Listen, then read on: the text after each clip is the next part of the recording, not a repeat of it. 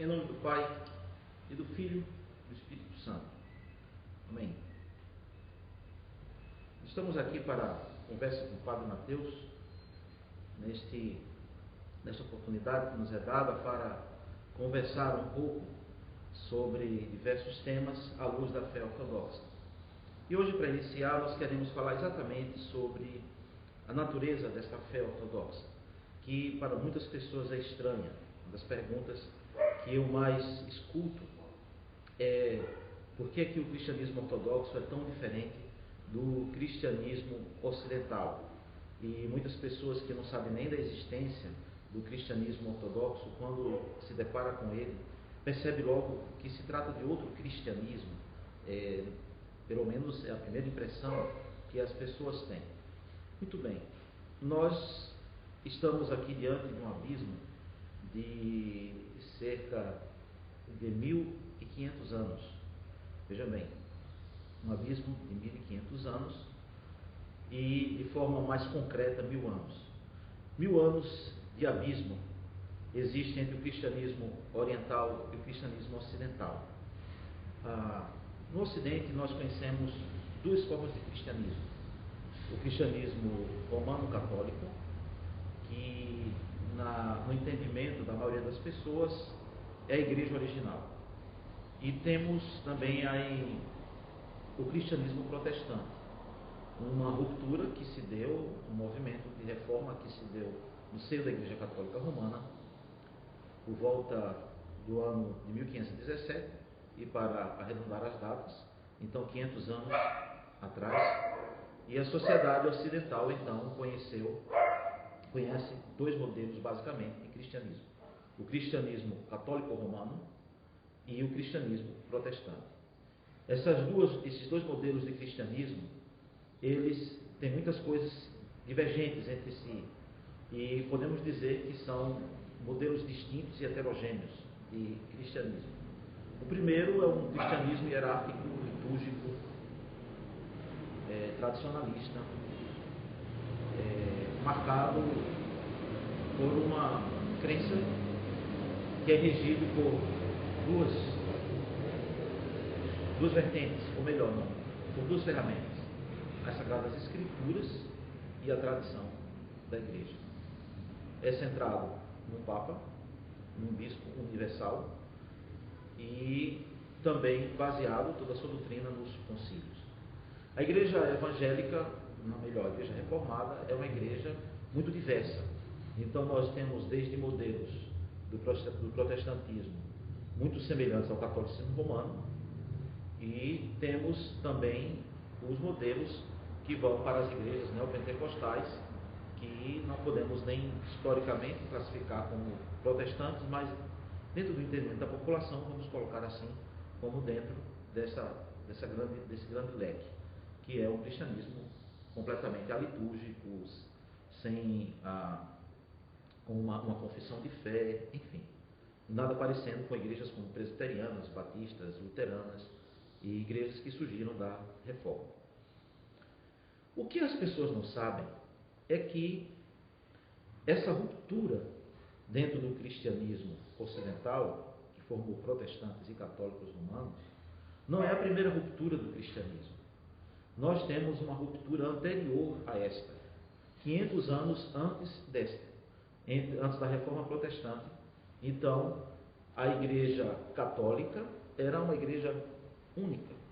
Ela não se chamava nem romana, ela era igreja católica. Por que ela passou a chamar-se romana? Exatamente por causa desse cisma, dessa cisão que houve no ano de 1054 entre o cristianismo oriental e o cristianismo ocidental. Antes era somente igreja católica, ou seja, a fé que era praticada universalmente, que era crida e vivenciada em todo o mundo. Esta fé, essa igreja católica, ela dá testemunho da sua existência nos próprios credos cantados na igreja católica romana. Veja que quando numa missa católica romana se recita o credo apostólico, ele diz: creio no Espírito Santo, na Santa Igreja Católica. Ele não fala na Santa Igreja Católica Romana. Ele fala na Santa Igreja Católica.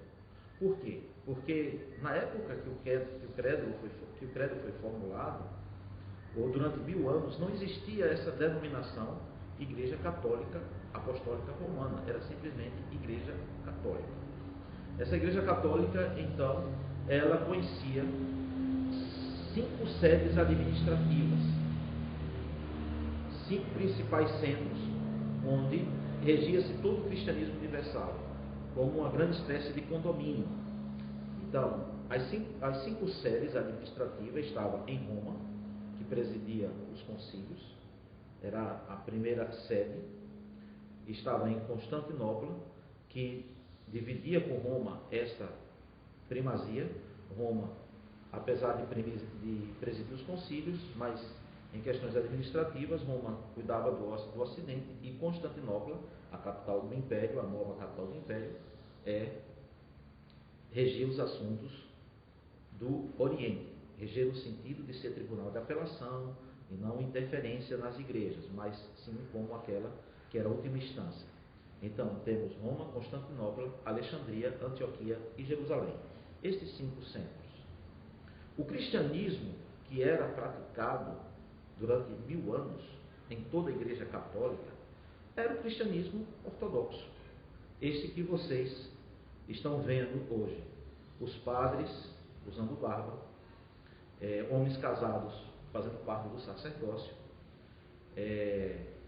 as vestimentas, os padres de batina e toda a vestimenta, as igrejas decoradas, ou melhor, construídas com ícones, obedecendo a mesma arquitetura, uma mesma compreensão de fé, uma mesma disciplina eclesiástica, e assim a igreja caminhou.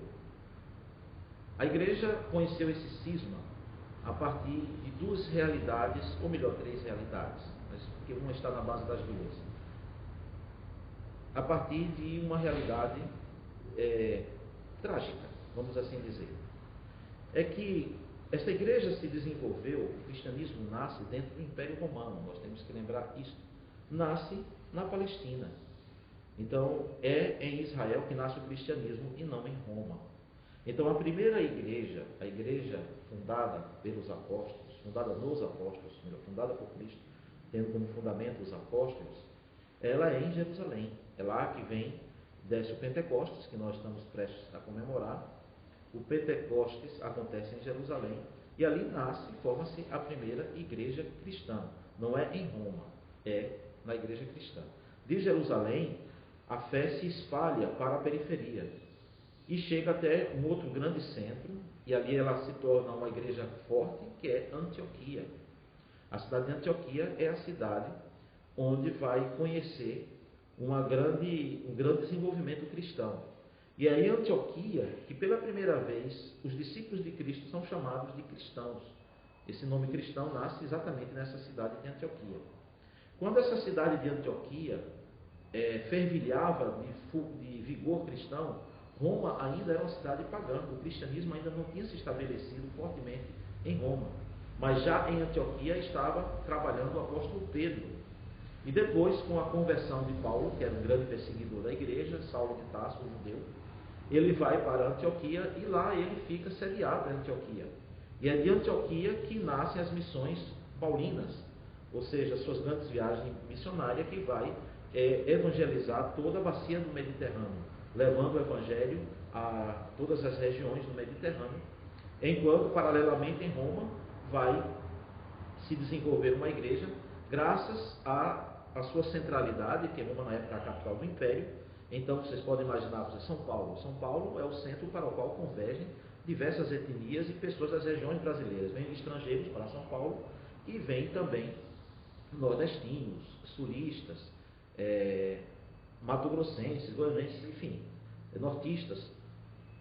As várias pessoas que saem das suas regiões e estabelecem em São Paulo por ser o maior centro econômico do país. E os estrangeiros que vêm buscar oportunidade também no nosso país, eles naturalmente, preferencialmente, eles vêm se estabelecer em São Paulo. Assim se dava na Roma. Então esse fluxo social fez com que cristãos de várias partes, pois o evangelho já estava difundido em várias partes, fossem para Roma. através de trabalhos, muitos deles eram comerciantes, feirantes, e lá em Roma a fé se desenvolveu e grandes líderes cristãos trabalharam lá. Tudo isso é narrado em Atos dos Apóstolos, no livro Atos dos Apóstolos. E fundou-se a igreja de Roma, e ela se tornou uma grande igreja, por estar exatamente na capital, ser a capital do império, e para fluírem as grandes lideranças, enfim, o próprio Paulo esteve lá, há tradições que afirmam que Pedro também esteve lá. E aí, Roma se desenvolve também como outro centro se desenvolveu, que era Alexandria. A Alexandria também, que era um grande centro acadêmico, intelectual e espiritual. Lembre-se que lá tem a famosa Biblioteca de Alexandria, que foi fundada por Alexandre o Grande, foi o período de Alexandre o Grande. E aí, para lá se foram muitos judeus e se desenvolveu uma forte tradição judaica chamada helênica, tendo como frente um dos seus expoentes, Fílon, de Alexandria. Então, muitos judeus influentes iam para Alexandria, e lá também o cristianismo se desenvolveu. Então, se tornou um grande centro cristão. Então, nós temos Roma, Alexandria, Antioquia e Jerusalém, 4 centros da fé cristã.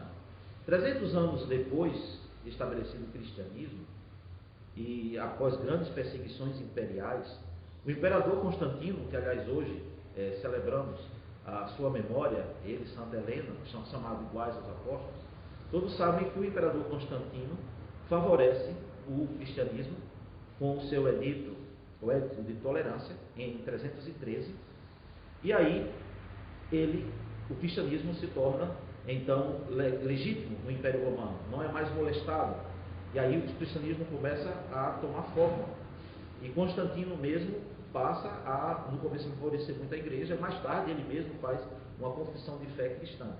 Então Constantino enfrentava grandes problemas políticos e guerras com os povos bárbaros que assaltavam as fronteiras do Império Romano, e sendo um grande estrategista, ele já previa que Roma, a capital, estava seriamente ameaçada pelas invasões bárbaras. Então ele resolve construir no estreito do Bósforo, onde hoje é a Turquia, que é um lugar privilegiado pela geografia para se proteger de ataques inimigos. Então ali no Bósforo havia uma cidade chamada Bizâncio, e ele então resolve ali construir a cidade de Constantinopla. Ele resolve fazer uma capital imperial no Oriente. Então ele dá o nome de Constantinopla, ou seja, a cidade de Constantino.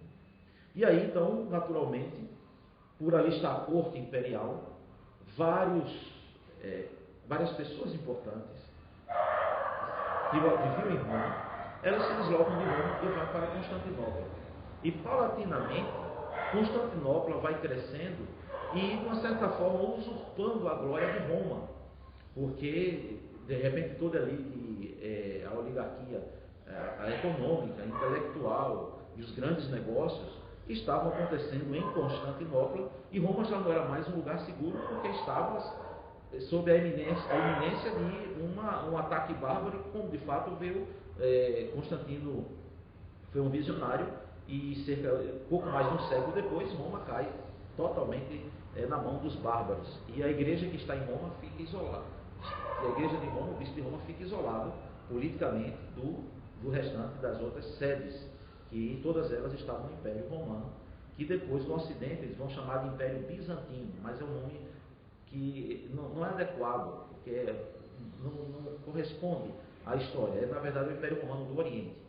Então, voltando, Constantinopla vai se desenvolvendo e roubando a glória de Roma, da cidade de Roma, e isso vai surgir uma rivalidade cívica, né? Os habitantes de Roma, os mais tradicionais, eles fazem aquelas defesas de querer em Roma e ficar em Roma, e o brilho de Roma ali está a história, ali está a atração, toda a glória de Roma, e não admitiam que Constantinopla então agora usurpasse toda a glória romana. Isso paulatinamente, de forma lenta, mas constante, esse espírito antagônico vai tomando também a alma da igreja. Então, entre os membros da igreja, entre a hierarquia da igreja, há uma espécie, começa a surgir um certo ciúme de Roma para com Constantinopla, e as diferenças começam a aparecer diferenças psicológicas, na verdade, não ainda formais. Então, quando vem o terceiro concílio ecumênico, o segundo concílio ecumênico, já melhor, que firma Constantinopla, e, aliás, o quarto, que é o de Calcedônia, que dá a primazia a Constantinopla, realizado em 451, esse concílio, a Roma não aceita de imediato esta decisão conciliar. Mas, e mais uma prova, não havia um papado nos moldes de hoje, mas ela não tem poder de reverter a decisão. Ela apenas faz, aqui na nossa expressão, um beicinho, chora, bate o pé aqui, vai lá, vai e volta, grita, esperneia, mas termina se acomodando. Então, porque ela ainda continua a exercer uma primazia, mas não uma chefia. Só que essas diferenças vão aumentando cada vez mais, na medida que as comunicações entre Roma e o restante da igreja vão ficando difíceis, porque Roma é tomada pelos bárbaros, e então reinos bárbaros vêm, assumem o controle político da cidade, e começa a haver um problema porque muitos bárbaros, eles se convertem a um modelo de cristianismo herético, que era o cristianismo ariano, que foi condenado no concílio de Nicéia. Mas Roma é uma igreja fiel ao concílio de Nicéia. Ela é uma igreja em tudo igual às outras igrejas do Oriente, a Alexandria, Antioquia e Jerusalém e Constantinopla. Em tudo ela era igual, na doutrina, na fé, na disciplina, em tudo. E ela então se sente, Roma vive um momento muito difícil, como uma espécie de sanduíche, porque ela está acossada por bárbaros, que são ou pagãos ou arianos, porque houve um missionário chamado Úfilas, que fez um grande trabalho de difusão da fé ariana entre os bárbaros, e, por outro lado, ela estava pressionada porque ela não conseguia manter relações, contato com as suas irmãs, com as igrejas que estavam no Oriente e que vinham gozando de estabilidade política e se desenvolvendo. Então o Oriente crescia e florescia, e tanto espiritualmente como na produção teológica, enfim. E Roma estava ali. E nesta hora se revelam grandes bispos de Roma.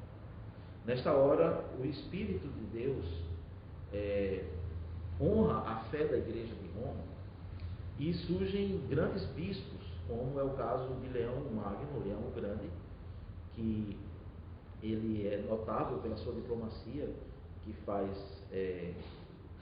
estabelece a fé ortodoxa, a fé cristã, a fé católica, vamos assim dizer, entre os bárbaros, sufocando o arianismo e fazendo com que a fé da igreja prevalecesse no Ocidente. E Roma então vai se desenvolver, mas isto em harmonia com as outras igrejas. No entanto, surge uma terceira realidade. A terceira realidade é o Islã. A criação do Islã por um beduíno, que todos mencionamos, conhecemos o Maomé. E o Islã deixa de ser uma religião local para se expandir principalmente através de guerras, e de guerras santas, como chamamos de jihads islâmicas. E o Islã, então, naturalmente domina a Palestina. Ele faz grandes incursões na Palestina e faz principalmente no Egito, e tem grandes avanços. Então, o Império do Oriente, o Império Romano, o Império Bizantino, começa a se enfraquecer por causa dos grandes ataques do Islã.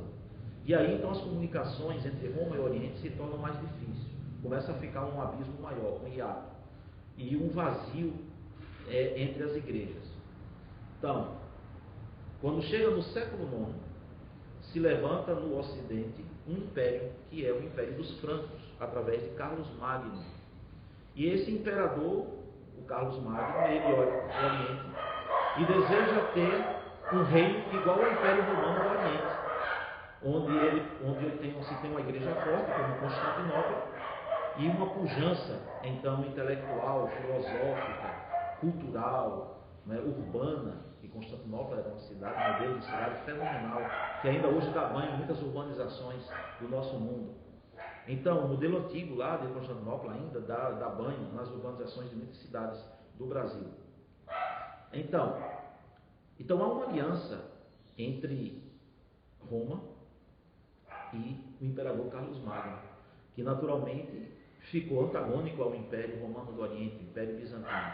Então chama-se esse o Sacro Império Romano, o ressurgimento no Ocidente do Sacro Império Romano.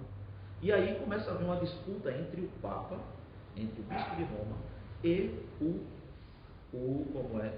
o Imperador Franco. Quem é que tem o poder? E vem a história que o Imperador, o Papa Romano, para mostrar a sua ascendência, ele vai e coroa de surpresa, ele faz a coroação de Carlos Magno para mostrar ascendência sobre ele. E aí se desenvolve na Igreja de Roma a ideia das duas espadas, a teoria das duas espadas, que Cristo deu duas espadas a Pedro, e aí eles chamam que isso simboliza o poder temporal e o poder espiritual. Então o bispo de Roma ele deve ter o poder temporal e o poder espiritual. Então ele está acima do imperador. E aí assim começa a se estabelecer esta ideia de um papado universal, o que contraria toda a teologia da igreja, que vinha desenvolvendo e de qual Roma fazia parte, a da fé católica, da fé dos concílios, que sempre concebeu os bispos como sendo iguais e tendo as suas áreas de atuação delimitadas, chamadas de territórios canônicos. Ou seja, esta área da igreja atua nessa área, tal igreja atua nessa área, tal igreja atua nessa área. Então, jamais a igreja conhecia um bispo universal. Então, esta ideia de um papado universal, ela começa a criar problemas, uma separação entre Oriente e Ocidente. E Roma tenta fazer com que as demais igrejas assimilem essa ideia, e essa ideia é rejeitada. Os concílios ratificam novamente as 5 séries. E a ideia é rejeitada. Muito bem. Rejeitada esta ideia de Roma, eles prosseguem na sua política. E Carlos Magno, percebendo que não poderia separar Roma das igrejas do Oriente, ele percebe que existe uma disputa no seio da igreja entre Oriente e Ocidente quanto ao uso do credo niceno. O credo niceno que, na sua afirmação sobre o Espírito Santo, diz: creio no Espírito Santo, Senhor e fonte de vida, que procede do Pai. Mas na Espanha, este credo começou a ser recitado assim: creio no Espírito Santo, Senhor e fonte de vida, que procede do Pai e do Filho. Esse acréscimo e do Filho ficou conhecido como filioque, em latim. E quando missionários ocidentais chegaram ao Ocidente, ao Oriente, em Jerusalém, e na liturgia cantaram o credo com esse acréscimo, isso provocou um abalo, porque isso não fazia parte da formulação do credo original. E o concílio havia determinado, sob pena de anátema, que ninguém podia alterar o credo. Quando Carlos Magno percebe isso, que isso criava uma confusão ou um atrito, então ele obriga as igrejas do Ocidente, ou pelo menos na França, já começa na França, a incluírem a fórmula e do filho, ou filioque no credo, para aumentar a tensão com o Oriente e assim poder haver uma ruptura, porque era para ele inadmissível, ele não conseguia entender que a sua maior igreja estivesse ligada ao imperador do Oriente, essa era a cabeça dele. Então Roma, a maior igreja do seu império, na verdade, estava submissa, então se inseria na ordem que fora criado no Império do Oriente, no Império Romano do Oriente, ou Império Bizantino. Então ele tenta obrigar as igrejas, e Roma, a igreja de Roma, resiste, não aceita essa intervenção do imperador, e diz até que o Papa publica em placas douradas na porta da catedral o credo niceno sem o filioque. E escreve às outras igrejas dizendo: Roma não confessa o filioque. Essa não é a fé de Roma. Os papas resistiram ao filioque até o ano de 1014. Resiste do século IX até o século XI. 2 séculos eles são pressionados para alterar o credo, que também altera a concepção da Trindade. Nós não vamos entrar aqui no mérito, mas a questão do filioque é uma questão que muda o entendimento da igreja sobre a Trindade. Então, que para o Oriente isso é uma heresia, porque confere realidades à Trindade que não correspondem à revelação. Muito bem. E há uma resistência, naturalmente, dos patriarcas do Oriente a esta aceitação do filioque.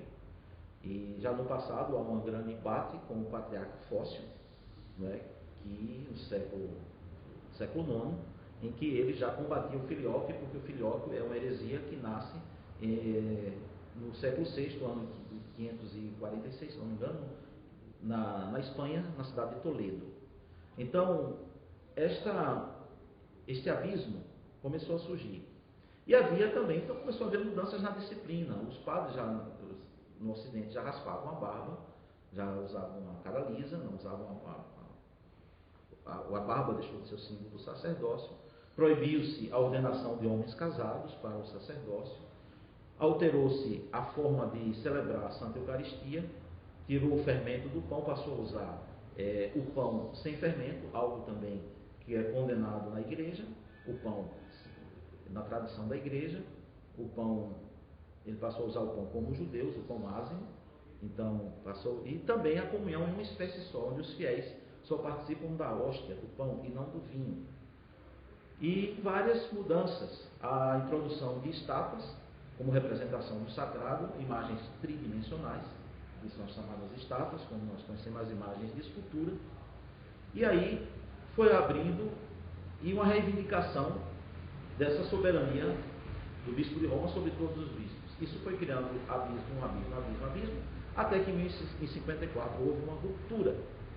Então essa ruptura fez com que o que já estava distante se tornasse agora completamente estranho, não é? Distinto. E aí há um episódio que agrava, que é o episódio da Quarta Cruzada, quando cruzados são latinos, invadem Constantinopla e profanam o altar de Constantinopla. Os cruzados entram e levam a prostituta e têm relações sexuais com a prostituta dentro do altar, em cima do altar de Santa Sofia, essa grande catedral que vocês conhecem hoje na Turquia, que infelizmente é um museu por força das invasões muçulmanas. Então, eles invadem Santa Sofia e profanam Santa Sofia, e aí fica um abismo.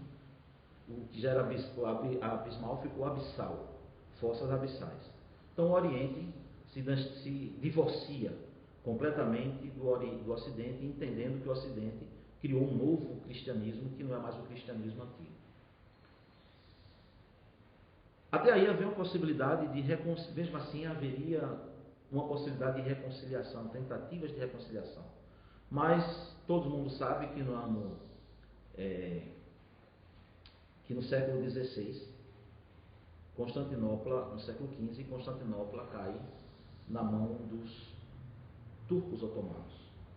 E aí a igreja fica cativa do Islã. Então as comunicações com o Ocidente desaparecem completamente. E pouco tempo depois, a igreja do Ocidente vai conhecer um movimento de ruptura que é a Reforma. Então, no final do século XV, acontece a tomada de Constantinopla, e no início do século XVI, mais precisamente 1517, vem o grito de Martinho Lutero, que já não tem mais nenhum conhecimento do cristianismo oriental, já não há mais nenhuma relação com o cristianismo oriental. Por isso que o Ocidente conhece apenas esses dois cristianismos. Então, concomitantemente a esses fatos, vem a descoberta dos europeus. Os europeus descobrem as Américas e as invadem, né? Ou invade a América.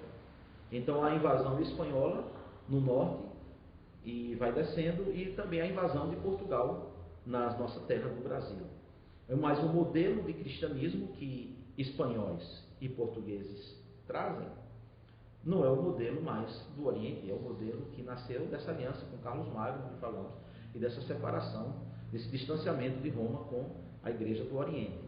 E aí as populações que são reformatadas e que surgem, a colonização, que acaba praticamente com a cultura indígena, e estabelece uma cultura europeia em nossas terras. E aí então, trazendo também o elemento negro, o elemento afro, né? Se torna o afro-ameríndio. Então, e se impõe a religião do catolicismo romano, não mais o catolicismo como era praticado, mas o catolicismo romano, ou seja, característico de Roma. Por isso o nome católico romano, o catolicismo que é praticado por Roma. E aí os nossos pais, que são convertidos ao catolicismo, vão conhecer esse modelo. Quando quando a reforma protestante chega nas Américas, que vem através dos Estados Unidos com a imigração dos peregrinos da Inglaterra, os chamados pais peregrinos, que se estabelecem na Inglaterra e lá formam colônias, desenvolvem as colônias protestantes, muitos deles vindo da igreja anglicana, e depois outros grupos protestantes se estabelecem. Então, dos Estados Unidos partem as missões protestantes para o restante das Américas, inclusive a América Latina.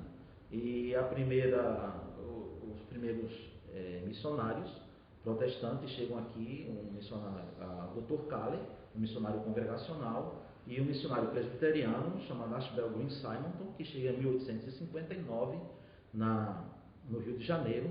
Então eles se estabelecem e, em aliança com a maçonaria, que nessa época tinha um conflito com a Igreja Católica Romana e desejava então estabelecer o cristianismo protestante porque trazia as ideias liberais, do liberalismo econômico e político, que tem a ideia de república e não de monarquia, ideias de liberdade e não escravagista ou escravocrata, né, que era praticado. Então a maçonaria resolve favorecer o estabelecimento do protestantismo no Brasil.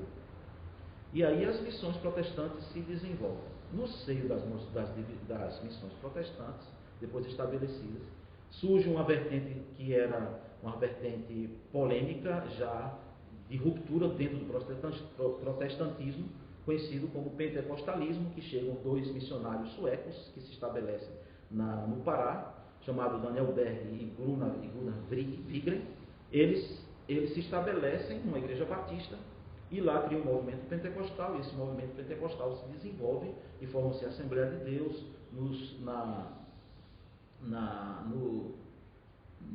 em São Paulo. Chega a Congregação Cristã do Brasil e vários pentecostais vão chegando e tomando conta do interior, das zonas rurais, e aí surgem dois tipos de protestantismo, que depois vai surgir um outro protestantismo, o neopentecostalismo, que temos hoje, de maneira que a nossa nação e as nossas Américas conhecem particularmente somente o movimento, o cristianismo católico romano e o cristianismo protestante em suas diversas vertentes.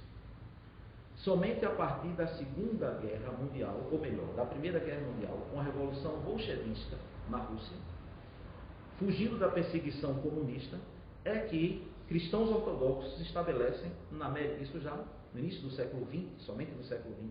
Cristãos ortodoxos se estabelecem na América e as grandes massas, fugindo da guerra, várias massas, populações do leste europeu, e chegam na América, mas se encastelam porque quando chegam no Ocidente, eles têm um choque de ver um cristianismo completamente diferente do que eles praticam. Então há naturalmente uma espécie de repulsa, porque entende que é um cristianismo herético, o ortodoxo vê assim, então entende como sendo um cristianismo herético e que não deve ter então relações com eles, porque são muito diferentes e praticam coisas que são contrárias ao ensino da igreja, da tradição da igreja, das santas escrituras, ou seja, o depósito da fé que Cristo nos entregou. Então esse cristianismo ortodoxo vai paulatinamente se estabelecendo e chega também aqui no Brasil através das imigrações árabes que estabelecem em São Paulo, e chega também através de gregos e de russos, mas sempre em colônias fechadas, porque os ortodoxos não têm na sua organização um bispo designado para as Américas. Então, eles cada população fica resignada às suas colônias. Muito bem. E assim, chegamos aos nossos dias. Século XXI, início do século XXI, hoje estamos aqui com uma missão, já uma metrópole, como chamamos, no caso a nossa metrópole, que é do Equador e da América Latina, cujo bispo é nativo, latino-americano, sua eminência Vladika Crisóstomos, metropolita do Equador e de toda a América Latina, ligada à igreja grega, dos genuínos cristãos ortodoxos da Grécia, mais conhecido como velho-calendaristas, e que está atuando já desde 2005 em territórios da América Latina, espalhado em diversos países e com uma representação aqui no Brasil, que está aqui em Recife, na nossa paróquia, nosso vicariato, sendo eu representante de Sua Eminência, Sua Excelência, o Vladika Crisóstomos. Outras jurisdições ortodoxas operam já no Brasil há mais tempo, como a Igreja Ortodoxa Antioquina. Essa aqui é a primeira vez os discípulos foram chamados cristãos, estabelecida em São Paulo. Existem os gregos calendaristas, que também estão em São Paulo. Existem os russos, de diversas jurisdições, tanto do Patriarcado de Moscou como de outros grupos russos da Igreja Ortodoxa.